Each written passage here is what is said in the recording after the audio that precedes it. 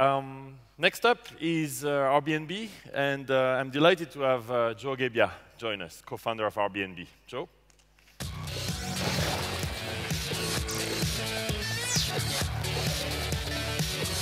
Hey, welcome, Joe. How are you? I'm so happy you could make it all the way from it's my pleasure. from New York, actually. Right? Yeah, You're San based in Francisco, New York. But yourself, you're in New York. I'm in San Francisco. That was a good start. You're in San Francisco. I know that city pretty well. So can you explain for those of you who used Airbnb in the room? Wow. Oh, wow. Thank you. And upstairs we can't see, but you can see, like, it's like almost like, yeah, thank you. Like, here you go. Can you do it again? Wow. Oh, my goodness. Not bad, huh? Not bad. 40% market, 50% market share, I would say, of this room. Thank you for using our service. I guess you can get a lot of feedback from them. For those of you who are not familiar with the story, could we start by, how the whole thing started? I know you like, explaining, especially the beginning, because we have a lot of entrepreneurs here, and we like at LeWeb to help people understand that it's easy to start a billion-dollar company like yours. Well, I think it's never been easier to start a company than it is today. And I think the story of Airbnb is really kind of the underdog story in many ways. Here we are, it's 2007. My roommate and I quit our jobs to become entrepreneurs. Brian, yes, we're roommates. We studied industrial design together at the Rhode Island School of Design. And even back in the studios of RISD, we knew that one day we wanted to start a company together. And so, skip ahead to 2007, we move into an apartment in San Francisco, and we decide we're going to take the big leap. We're going to become entrepreneurs. We quit our jobs to create the space to think about the big idea. And in that moment of quitting the jobs, a letter comes in the mail. And this is now an infamous letter. I will never forget tearing open this envelope and pulling out a letter that said, "Dear Joe, your rent is now 25% higher. Sincerely, your landlord." So Which never happens in San Francisco, right? Oh, no, never. So here's the rent is shooting up like this. Our bank accounts are shooting down like that. And we have a big disparity. We have a big problem on our hands. And we have days to figure out how to solve this problem. So our back's against the wall. We start to pull out our sketchbooks and come up with crazy ideas. And we discover something, that the coming weekend in San Francisco, there's a design conference that is so large, thousands of designers coming to San Francisco, that the hotels have sold out. You can't find a single room in San Francisco. So we see this on the conference website, and we look at the extra space in our living room, and we decide, what if we were to match those who need a place to stay with the extra space that we have in our living room, and connect those two dots? We didn't have extra beds, but I remember I did have an airbed in the closet for the occasional guest that would come stay with me. And so we pull out the airbed and we blow it up in the living room, and we realize there's actually room for 2 more airbeds. So we bought these 3 airbeds in the living room, and by the end of that first day, we have this concept called airbed and breakfast. In the same room, you had 3 airbeds. 3 airbeds in the same room. And you know what? Since the very beginning, we wanted to create an experience for our guests. We wanted to make it more than just a place to sleep. We actually wanted to cook breakfast in the morning. We wanted to provide a subway pass for our guests. We even gave them a map to San Francisco and picked them up from the airport.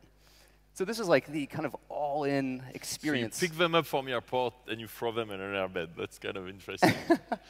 Joe, before we keep going on Airbnb, I'm actually in the process myself, and there are a lot of people here in that process.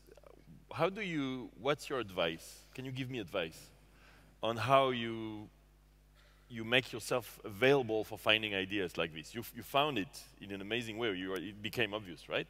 But what do you think for entrepreneurs is the best way to find an idea? I know so many that are just like waiting for the idea of their lives, and it never comes, right? So is there a state of mind? Is there, what do? Do you meditate? Do you know? I think, entrepreneurship is about connecting two dots in a new and a different way. And my advice for aspiring entrepreneurs out there would be to marry the problem. Find a problem that you're so close to that you can empathize with it in a way that others can't. For example, we were married to the problem of not being able to pay our rent. This was something that was very personal to us, and we would fight however we could to make sure that we could pay our rent, to save our apartment. So I think it's really important to be so close to the problem that you can see it so closely that it can inspire the ability to connect the two dots together. Do you have any other burning problems you're married with, you cannot deal with, that you think we could solve for you? That all become billion-dollar ideas, of course. I think, no. The one we're working on is... You keep them. Yeah, it's a sharing economy, so you could... Yeah. All right, back to Airbnb, sorry. So keep going. Well, so here you are. I left off on day one. So you're free our beds. Well, yeah, day one is the concept. Day two, we make the website. And this was, 4 or 5 pages, very simple. We coded it ourselves, just Brian and I in our living room one day. And I remember we had pictures of ourselves, we had pictures of the airbed, and we actually did a neighborhood guide in San Francisco to tell people about the restaurants and the nightlife in and around our apartment. And, we were so proud that by the end of day 2, airbedandbreakfast.com was live on the internet. But the thing is, there were only 2 people in the world that knew about it, Brian and I. So we realized we had another problem to solve, which is how to get the word out. When was that? 3, 4 years ago? This is October of 2007. Yes, so there was no Twitter. Barely. Facebook was small, was there already, but I guess very small. So we did what we thought was best, is that we emailed the design bloggers who were covering this design conference in San Francisco. And we had never gotten press before, by the way. We didn't even know how you got onto a blog. But I remember that night before bed, we emailed the design bloggers, and it was kind of like a Hail Mary pass. We didn't know if they would even read it or publish anything about us. The next morning, we woke up and came down to our computers, and sure enough, it was like Christmas morning. There was headlines on design blogs: need a place for the conference? Stay with Joe and Brian in their San Francisco apartment. So suddenly, this idea that we had... On an airbed. On an airbed. We went from having an idea to 72 hours later, it being broadcast to the world. And so by day 4, the world started emailing us. We had people from England, people from Brazil, people from India, designers that needed a place to stay. People actually, now that I recall the story, people sent us resumes of why, just to say, I really want to stay at the Airbed and Breakfast, and here's my resume, by the way. So just to give you a sense of how desperate the situation was for housing. Or how cool you were, either or. What's that? That was cool. Or how cool no, it was your offer great. was. And we got to learn about our guests ahead of time. So then by day 6, there's 3 people at our doorstep waiting to share our living room with us. That's how fast all this happened. From the idea to people in our apartment, it was a total of 6 days. And you guys were coders? I didn't know that. Brian and yourself are not technical background, right? You're a designer. We're designers by trade. And Brian as well. Brian as well. So you did what, like some HTML, like basic stuff? Yeah, that was one of my entry points into design was in the 90s, designing websites and learning HTML. So we had the basics to get a basic website off the ground. Do you think that has stayed as the Airbnb culture? Because you didn't have a CTO, right, early on? It was just the two of you? It was just the 2 of us. And do you think, because like generally in Silicon Valley especially, you have to have, if you go and see VCs and you're not a tech team, it starts really bad. I'll get to that. I'll get to that. Keep going. So let's go to day 7 then. Day 7. It's okay, we have all day. Okay, great, perfect. So day 7, picture this. We're in our San Francisco apartment. The sun is shining. It's a beautiful October day. There's a lot of excitement in the air. There's these 3 guests who were all over the age of 30, from Boston, from India, and from Utah. And so here we are cooking breakfast. You can smell the omelets that we're making and the Pop-Tarts that we're cooking and the orange juice.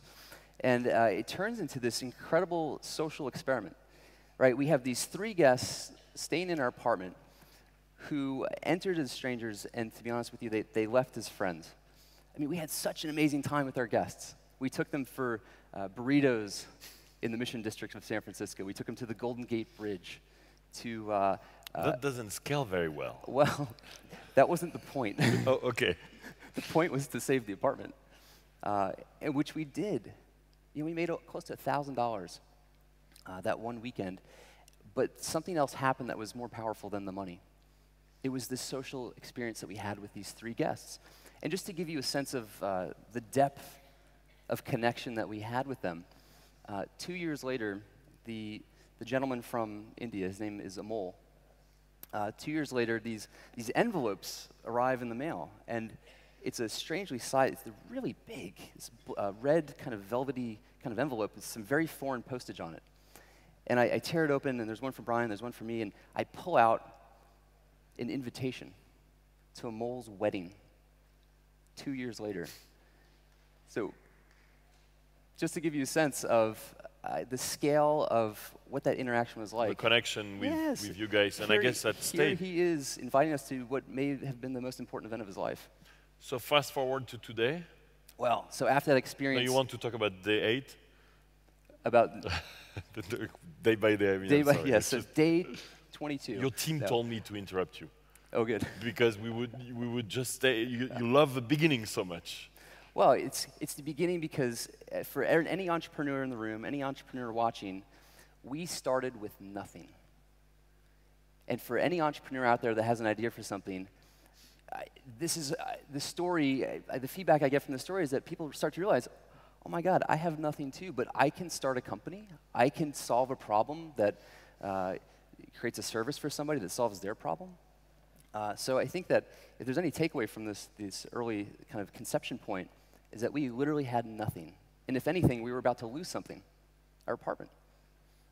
So it was from this experience that the light bulb goes off and we start to realize, wow, what if there were to be a website where other people could share their space, their apartments, eventually their tree houses, their castles, and we realized that, you know, we are designers. We have a house with a plane as well, We do right? have a house with a plane. You can sleep in a plane. Yes. I saw that.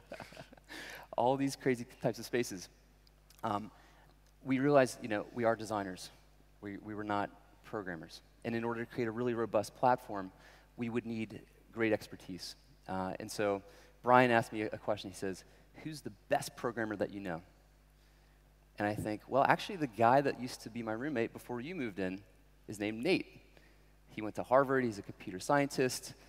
Let's share our story with Nate.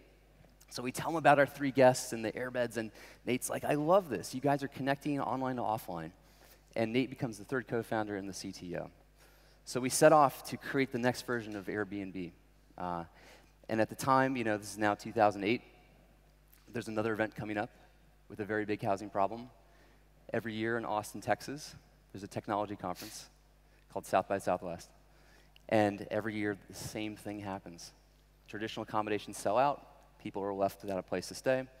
So why don't we launch again for South by Southwest? We did exactly that. And, you know, I think there's a little bit of mythology around South by Southwest because Twitter launched there, Foursquare launched there, and they saw some immediate success. So we figured, well, we'll just launch there too, and we'll see. But there are also hundreds of startups who could not, you know, cut through the noise there, right? True. So it's not tough. Yeah, it was tough, and we learned the hard way. Yeah. We relaunched for South by Southwest. We get a total of 20 people sharing their space in Austin, and of those 20 people, 2 reservations. One of them was us. So it didn't work. Well, yeah, you could call that, you know, limited success. So something important happened. Because we used the product, we dog-fooded our own service. We learned some things along the way. We learned 2 very invaluable lessons. The first was that the act of exchanging money in person completely soured the experience. It just made it awkward. And the second thing was that people told us they wanted to travel anywhere at any time, regardless of an event. So we decided, well, let's actually redo the site again a 3rd time to allow online payments the simplicity of using your credit card with the ability to travel anywhere at any time. So summer of 2008, we start again from scratch, and we prepare ourselves to launch for the third time. That's an advice you're giving to entrepreneurs: throw away everything, restart everything from scratch. If you did it many times. When you have these epiphany moments and you realize that there are these things that if you don't build them into the product, you're going to create an artificial ceiling for yourself. And for us, it was about simplicity of payments and the ability to travel anywhere at any time. So we relaunch again in August of 2008 for a big event, Barack Obama speaking at the Democratic National Convention. I'll never forget in Denver, they had these headlines in the newspapers that said, "Where will they stay? Housing panic hits Denver," because you had 100,000 people going to a city with 20,000 hotel rooms. So we saw a high-profile problem. We said we have a high-profile solution. Let's ride the coattails of the Obama press. And sure enough, before we knew it, CNN covered us, and New York Times, and Wall Street Journal, and The Guardian. And it became. And the server died. And the server, actually, it did die. Did you raise money up to that point, or no? We didn't up to that point. And it's funny because when we started to get all this press, our traffic went from nothing to a lot overnight, right? This kind of like, this like rocket ship to the moon when you look at our analytics. And, you know, we saw the graph going up. We actually called our mom. We're like, "Mom, we made it. We made it." And you know, that's the problem with expectations, because as soon as things went up, they came crashing right back down. And you know, they call that the wearing off of novelty. You have this big kind of splash, and then the novelty wears off, and you enter, you know, what some call the trough of sorrow. I call it the Midwest of analytics. It just is this completely flat period of your company's life where, you know, my analogy of these two gears, you have a product and you have a market. And we had both, but the gears weren't touching. There was something missing for the marketplace to start taking off. And so we sat in the Midwest of analytics for a very long time, an uncomfortably long time. And it was in these moments where we went out to raise money. And you know, coming back to designers and technologists, you know, when we got introduced to 20 investors, 10 returned our email, 5 minutes for coffee, 0 invested. They thought that the idea was crazy and that it was a liability to have 2 designers and 1 technologist. That they're like, "Well, we've never seen a founding team with that composition before. How could that possibly work?" You know, usually it's... Yeah, you were like told, like for VCs, they want 21 years old coders these days, in Silicon Valley at least. Certainly not designers. Yeah, well, they don't want business guys much either. They really want coders. That's the truth. Yeah, so... Looks like it didn't work so bad for you. So how many people do you have now? We have a team of a few hundred people all over the world. 200? A few hundred, yes. So, you know, something interesting happened last year. You know, we start in San Francisco, and even from day one, you could say we were international, because if you could find it on a Google map, if you could list on a Google map, you could list anywhere in the world. So we had listings in the early days from, you know, in France and London and cities around the world. But something interesting happened last year. The business actually tipped, where we were doing more trips and more reservations outside the United States than domestically. And, you know, we could actually forecast this, and we saw this coming. You have the graph of domestic trips and the graph of international trips. We could see when it was going to cross. So we decided to get ahead of that, and we started to plant flags in our key markets. So, you know, one of the things that's always been important to us since the very beginning is being close to the community. That was one of the big lessons. So how do you do that? So let's talk about London. We're in London. Sure. London is big for you guys, yeah, right? Yeah. You can see. So you're in London. How do you get closer to the community? Well, just last night, well, first of all, we have a team on the ground here. Yep. So, you know, one of the valuable lessons that we learned along the way is that for an international business such as ours, you can't localize without a local. You know, we thought that, you know, through technology, we will just stay centralized in San Francisco, and we use technology to localize to different parts of the world. And that was a hard lesson for us. So when we saw that we needed to be closer, physically present, That's when we put teams on the ground, including one here in London. And so what did they do? Well, just last night, we had a meetup of our host community.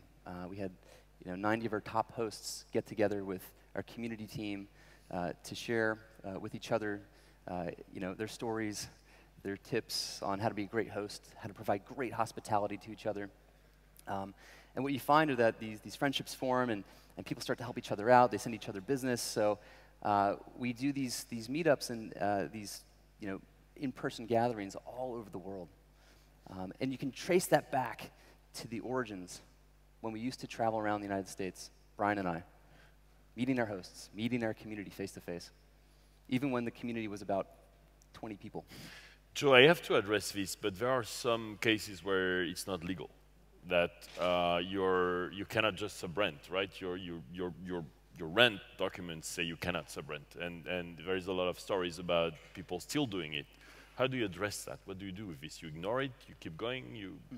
We were talking about legalizing sharing economy or making it legal. What do you think?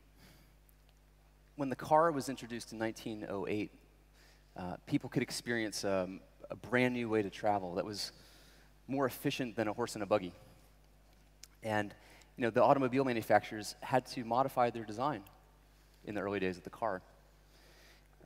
And can you believe that cities tried to outlaw cars in the United States? No. Really? Really. Can you imagine driving a car for a year and then having to go back to a horse and a buggy? So the policymakers adjusted to meet the demands of the people.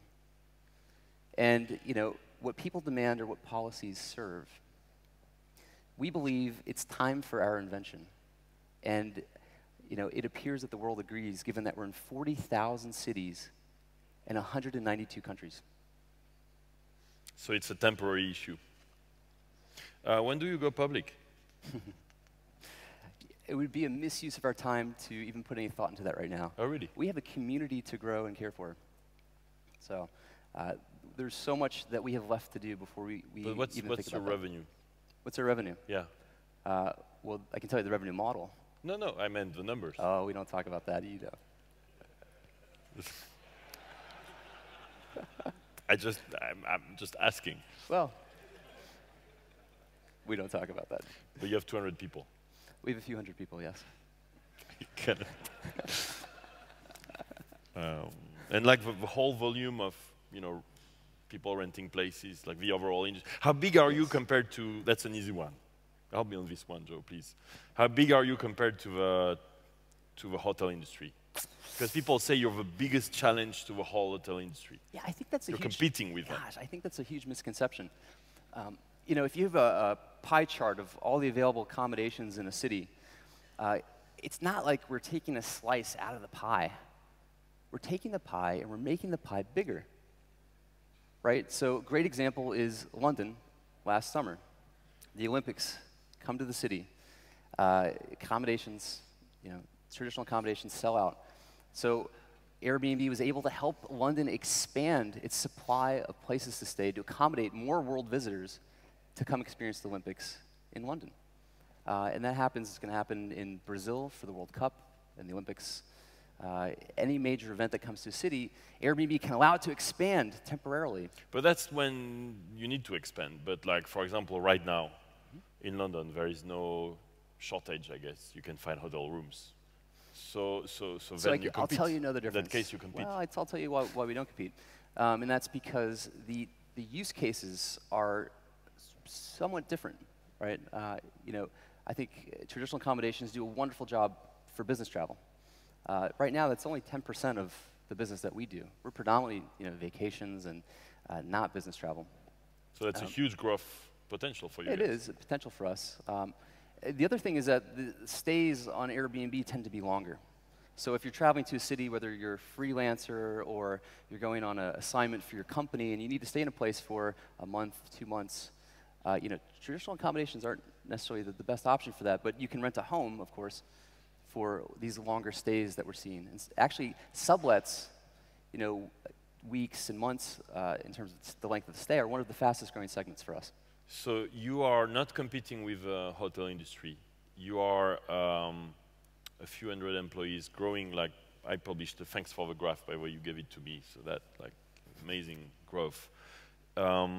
What's coming next? Are you staying in the lodging industry? Can I call it this way? Or are you going to apply it to other sectors? More generally, actually, what do you think about if you look at the sharing economy? You guys are the largest, but there is no like very amazing successes like Etsy and all the car industry is getting transformed. Where else do you think it's going to become big and not remain small startups? Well, what I love about the sharing economy, and when I define the sharing economy, I can boil it down to something very simple. Those that have connecting with those that want.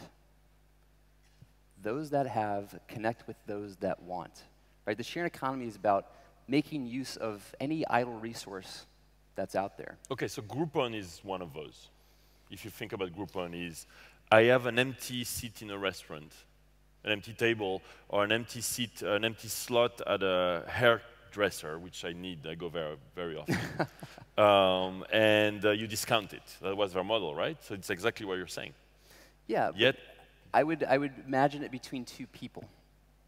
Not necessarily a company to a person, but between two people. Okay. That's what makes the sharing economy, is that it's peer-based. Yes, I agree. So where are the next sectors where you think it's going to?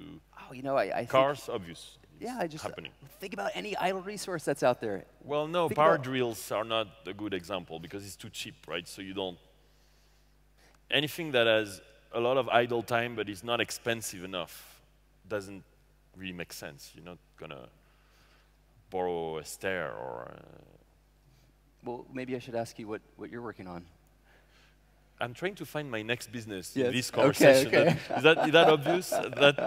No, I look at Yordle, for example. I'm just sharing with entrepreneurs here. Yes. But Yordle is very interesting. You guys know Yordle. You go and you can make anything available, not specifically for rent, but also for just a gift or borrow it. But it doesn't seem to me as it's going to, I love those guys, but it's not like growing like Airbnb has grown. So, I think in the future, the sharing economy will help unlock any kind of idle resource. Because I think pick a resource, there's somebody out there who's looking for that, and never before has, the internet been at a state or mobile been at a state where that connection can happen so seamlessly and efficiently. So what's the next thing you're launching? Well, let me tell you about the progression of the internet. And maybe that can lead into, I'll let you fill in the blanks because we think about the internet in 3 acts. Act 1 was the 90s, right? The big design challenge in the 90s on the internet was how do you get people to the internet? And so in the United States, you had things like AOL and MindSpring and other providers that the design solution was to get people to the internet. Then you have Act 2 of the internet, which is, okay, we have a critical mass of people online. What can we do with them? Well, why don't we let them create content, share photos and videos, connect with each other through social networks? And here we are in what I would call Act 3 of the internet, which is that we now have a critical mass of people who are all connected online. And Act 3 is about getting them back offline. And they start to trust each other, thanks to Facebook. That's something. So if you dial back to the early days of the internet, people didn't even trust putting a credit card into an e-commerce site. So it took. Now they open their flat. It took time for the internet to mature to the point where people were comfortable, connecting offline in person. So, the thing about the sharing economy is it couldn't have existed 10 years, 15 years ago. It's something that exists today because we've matured to it, and there's things like mobile technology that can connect people so quickly. But you didn't answer my question. What's coming next, you think? Well, I did answer your question in a way because I think that the next big challenge of the internet is how to design the online to offline transition. So that's what we're thinking about, is how to seamlessly merge online and offline. But give me an example. Right now there's many different ways that people can check into a listing when you book an Airbnb. Mm-hmm. There's all kinds of different ways that people exchange keys. What if we could, simplify that? What if there was, think about when you take a trip. So maybe you could walk me through the trip. You came to London what the experience was like going from the airport to wherever you're staying to The whole thing, yeah? Yeah, it's just think about the trip. There's a lot of friction, for sure. Let's get rid of that. Oh, so you're extending it to the whole trip. That's what you're looking at. For us, it's just how can we provide the best experience possible for Airbnb so customers. Airbnb, so if I start at home, I can answer that. If I start, and unfortunately we are out of time, which is so frustrating because this is fascinating. So if I start at home, I start by, I need either metro and train to go to the airport or a car. So you're getting into the car industry, sharing economy, that's pretty hot. $60 million Lyft raised, for example. Are you? No, we're not. Then you arrive at the airport. But we do love seeing other sharing economy companies flourish. It's really exciting for us to see how a new model, a new economic model on the internet can be applied to any sort of vertical or category. It's really inspiring for us. I've been trying really hard. That's awesome. Give me a few, just to conclude with, because this is such an amazing success, and you're going to, you're already a billion-dollar company, I guess, on paper, and you're going to hopefully go public and make it incredible and keep growing. Can you share like 2 or 3 tips for entrepreneurs here, which is most of the room at LeWeb? Of course, we try to get some news, but that doesn't work very well sometimes. But how about tips? I think, you start with the first one, which is marry the problem. Yep. Just be as close to the problem as you possibly can. Empathize with the people that you're designing for. Meet them. Yes, go meet them face to face. That was one of the greatest things that we ever did in the history of the company. Because the first year of Airbnb was us behind our computers trying to code our way through problems. And that's what led to the Midwest of analytics. And it wasn't until Paul Graham of Y Combinator said, go meet the people, that we said, well, that doesn't scale. And he said, it doesn't matter. Go meet your customers and understand the pain that they're feeling and use that to iterate on your product. And that's exactly what we did. And from there, we went from the Midwest of analytics to the Rocky Mountains of analytics. Awesome. Joe, if they want to reach you, you read your Twitter, you're at Joe Gebbia. Please, yes. And you read your replies, that's a good way to contact you. Absolutely. And you're going to be around as well? I'll be around. And we have a presentation from one of your team, Douglas Atkin, coming next. Joe, that was such a pleasure to have you here. It's been a lot of fun. I would have loved to do a 2-hour conversation Same like here. that. But we can't, unfortunately. Thank you so much, Joe. Thanks. Thank you.